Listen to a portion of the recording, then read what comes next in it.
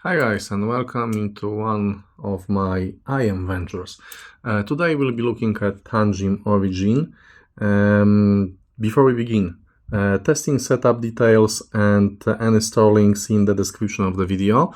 If you will notice anything in the video, if you have any questions, if there will be anything interesting to add, there will also be update to the description of the video, so check that out. Okay, so I got them for $260, and that was including shipping and taxes. And why did I get $260 IMs? So long before the planners arrived to IM realm, the dynamic drivers ruled the world. For quite a few years, my favorite IM set was Sennheiser's IE800. I love the build, I love the sound, but then I sold them when I realized that after a couple of years, the new breed of headphones from companies like Moondrop was able to design drivers, dynamic drivers, that delivered same or almost the same performance with lower cost. And here we are with Tanchjim Origin. What's different about, and always been different about dynamic drivers versus planners versus armatures and other stuff is the bass. Dynamic drivers always have absolutely beautiful organic bass that's very hard to replicate with any other kind of drivers. So I love that kind of bass. In a way, I'm a bass head, not for the quantity, but for the quality of the bass, because good quality bass brings out the detail and brings out the treble. The treble shines with the foundation of the great bass. So let's talk about some specs. These are single dynamic driver IMs, and the driver inside is 10mm. It's supposed to be 5th generation of the driver designed by Tanchjim. The impedance of the headphones is 16 ohms. Sensitivity is quite high with 126 decibels. The THD plus noise is lower than 0.056%, which is quite nice for the headphones.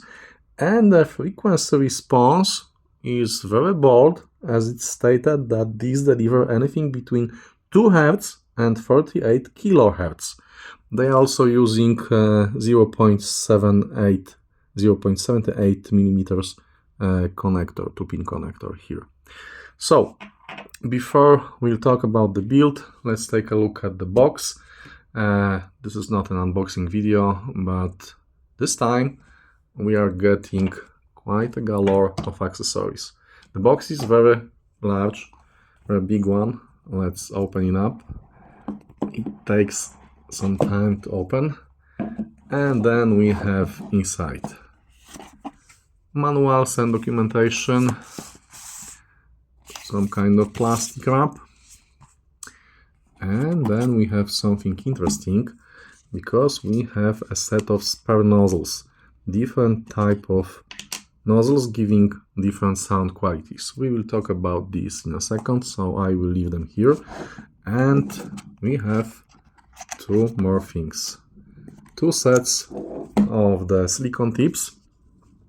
And if you take a look, you'll notice that one set of the tips has smaller diameter, and the second one has larger diameter.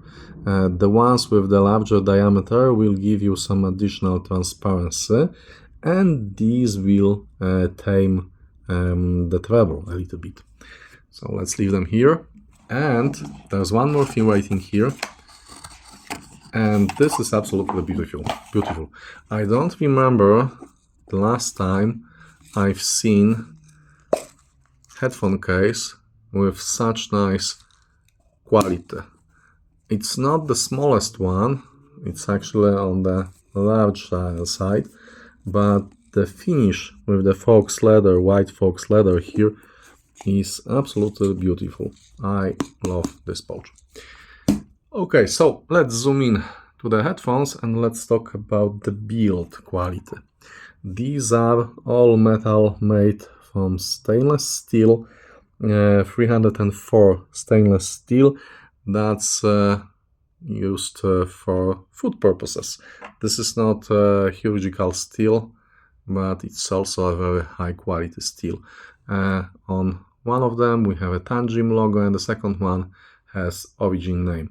The front plates are matte, but the problem is that they are catching fingerprints like crazy. This is the first time that something that's not shiny is catching fingerprints. So I love to polish them, and I have to polish them because I want them to look good. So we have 3 nozzles. The nozzles can be replaced by removing them like that, and there is a very small silicone washer on top of the nozzle. So let's have it back here like that.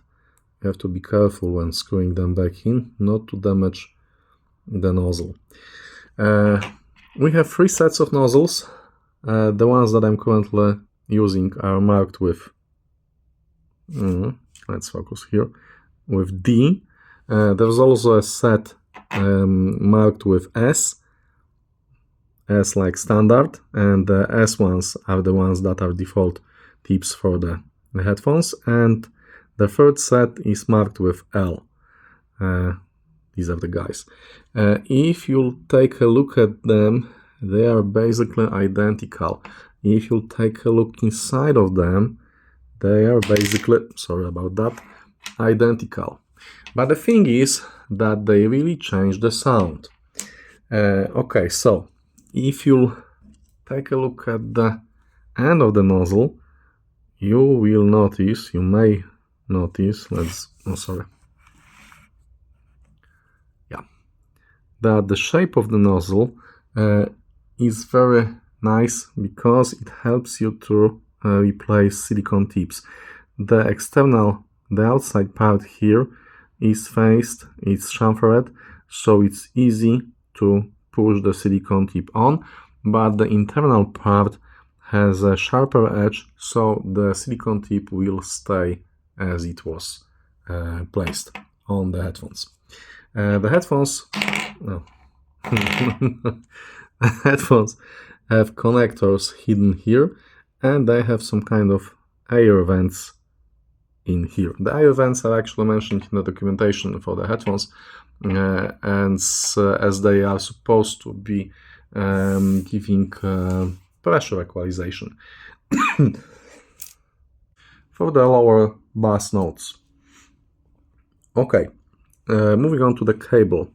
The cable is made of 6N OFC, meaning very clean copper, and it's silver plated. It's very elastic, it's very soft, it doesn't carry any kind of microphonics, and it has metal jack, it has metal splitter with plastic inside, and it has metal strain relief. Worth mentioning here is that the channels are marked with the dots underneath the plugs. So if you will be looking for some usual L and R letters, there are none on the left one. I think there was one on the right one, but the dots are visible and it will help you find the right end of the cable. Okay, one thing here, I'd love to see a balanced cable with the same quality in the set of origins, partly because of the price and partly because these will scale very well with better amplifiers. So that's it about the headphones themselves, the build. One more thing. Let's try to focus my camera here. Yes, can you see? It's a laser print of the Tanchjim origin with serial numbers. I absolutely love that. Okay, let's talk about the comfort and isolation. As these go quite deep into your ear canals, as you can see, they are isolating you from the external sounds quite nicely. Actually, this is one of the IM sets that works best for me. These obviously have no kind of active noise cancellation, but for the passive isolation, they are really good. As for the comfort, they are quite heavy because, you know, it's full metal build, but then again, the shape is so nice that it fits my rather large ears perfectly, and they get warm quite quick, meaning that I completely forget that I'm wearing something inside of my ears.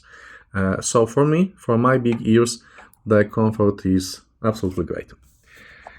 Now, let's move to the most important part of the review, the sound quality review. As usual, let's start with the bass. And the bass here has a very nice texture, but with a default nozzle, the S nozzle, it focuses mostly on mid-bass. It's not overdone and it doesn't bleed in the mid-range, but there will be no subterranean rumble shaking your brain with S nozzles. This is a surprise because specification boldly states 2 Hz as the lowest end here. The riddle was solved when I switched the nozzle to D as in dynamic, and wow, that was a surprise.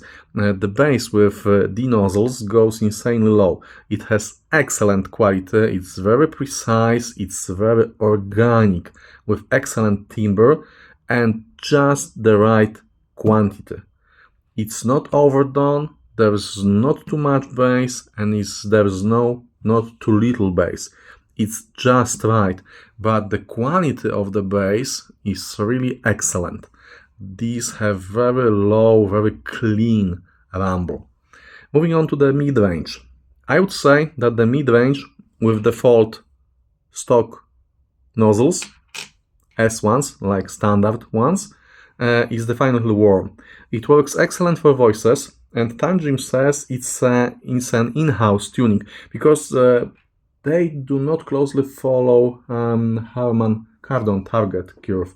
They have their own tuning, and I like the tuning that Tanchjim provides. Mid-range have excellent timbre and detail. For example, for my track, one of my testing tracks, that don't impress me much by Shania Twain.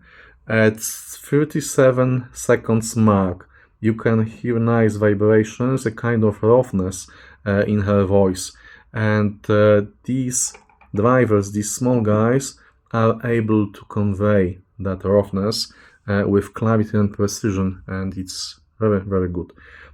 All brass instruments, all string instruments are a delight. No sibilance, no listening fatigue. These are very relaxing and inviting, but with heaps of detail in mid-range. Treble. The specification boldly claims extension up to 48 kHz, and there is a sparkle when needed. But with stock tips, again, as marked ones,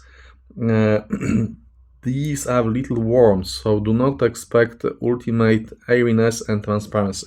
I can say that the treble here is natural, and it follows the mid-range with very similar qualities. It's very smooth, it's very relaxed and detailed, but not the last word when it comes to crispness. But then again, changing the nozzles to the, like dynamic, makes them absolutely airy, absolutely transparent and crispy. The thing is that the nozzles look basically the same. All of them look the same.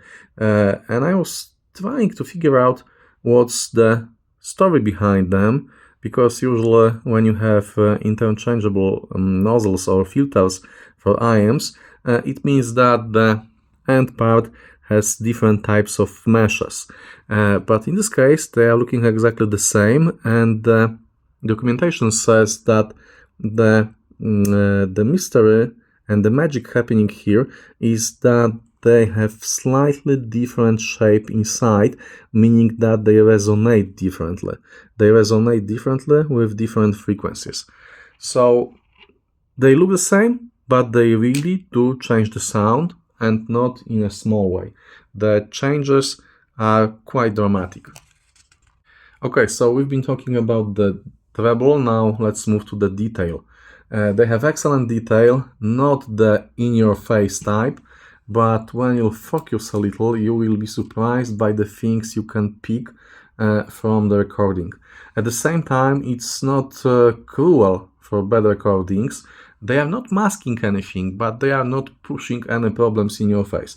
Though if you will want to hear problems, you can.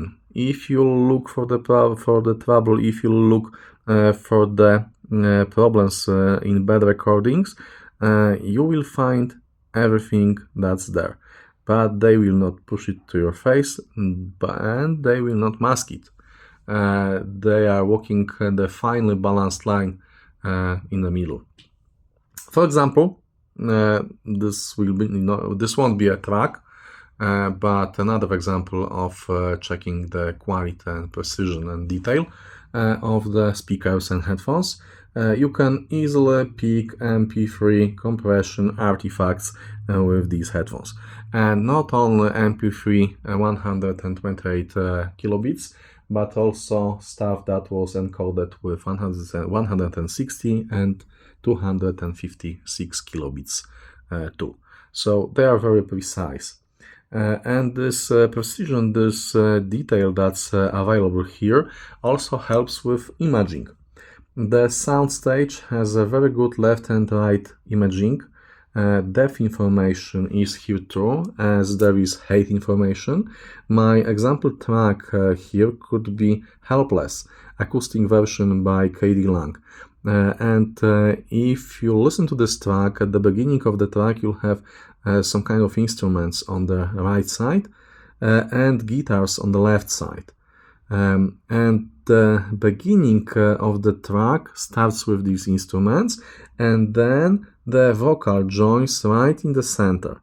And it's very nicely done because you can easily hear not only the vocal in the center, not only the instruments on the left and right side, but you can also hear that the instruments on the left and the right side are not in the same plane.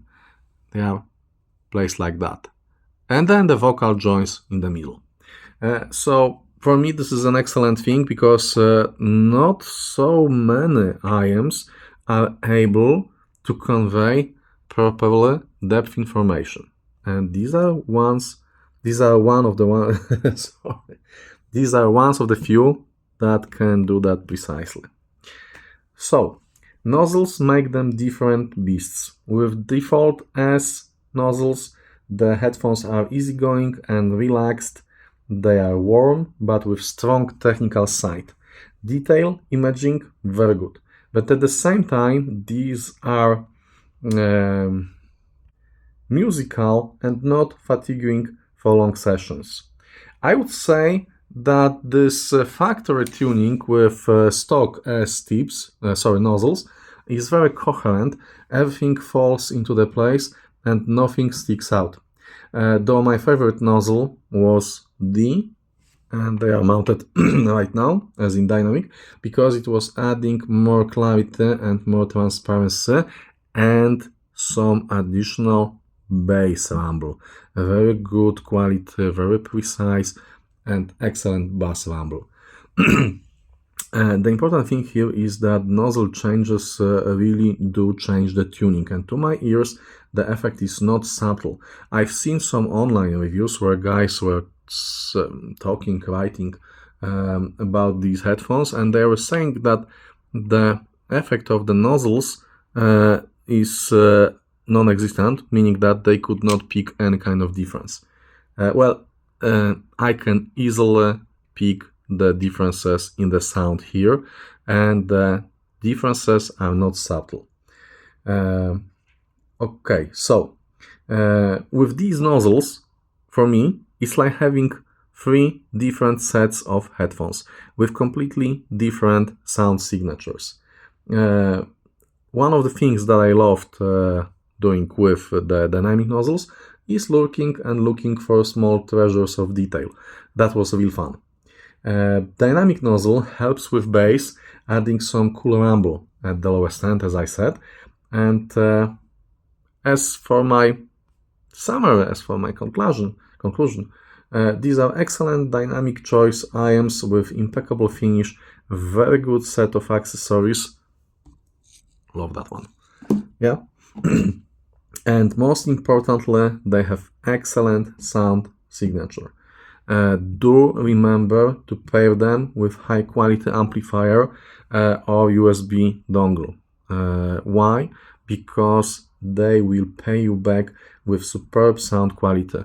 They scale well, extremely well, with the equipment I have here, and I'm not sure if I've actually reached the limits of their capabilities with the amplifiers that I have at hand here. So give them some nice juice, give them some good quality amplifier, and they will pay you back with yet another level of clarity and dynamic. They get my highest recommendation because I finished my listening sessions with just one more track syndrome. I've spent something like 3 or 4 hours in the night just clicking next, listening. Oh yeah, that was fun, but let's check what's next, and the next one, and the next one, and the next one, and so on. You may, so basically, highly recommended.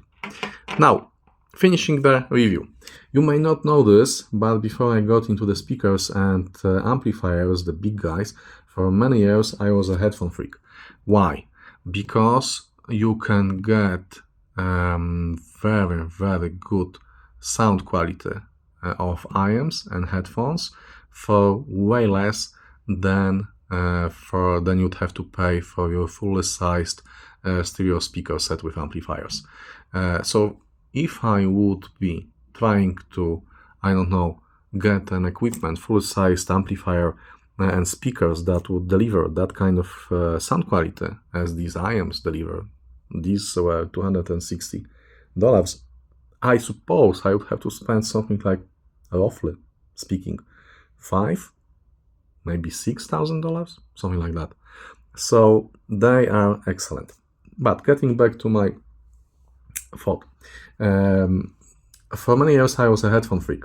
I started my journey with IAMs about 25 years ago now, with my first dedicated Sony set for my mini disc player. And that was 25 years ago. Then I got into full-sized cans up to the point of Stax SR007 Mark I and as SR009 flagships. And I still own 007 Mark I. I've sold 009 because, frankly, I wasn't using both of them. And from these two, 007 Mark I delivered more fun and joy for me. So anyway, there will be headphones in my channel. As most of you already know, the fun is in chasing the rabbit, not catching it. So although I have Stax electrostats, I still have immense joy from listening and testing of the headphones. So over there, let's do it like that. Over there we have Avia Organic. There we have Edition XS that I got recently during April sale. And yes, that's Carry SLP90 because it just got new Horizon, PS Vane Horizon tubes. And the big gun over here, I like to play with. The big gun over here is D9 Pro. Yep.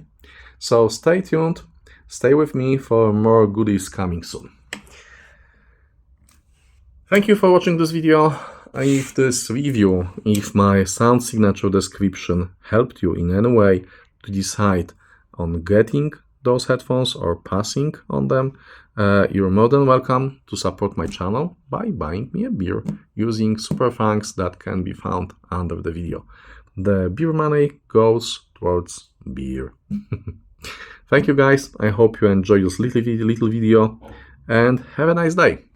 Bye guys.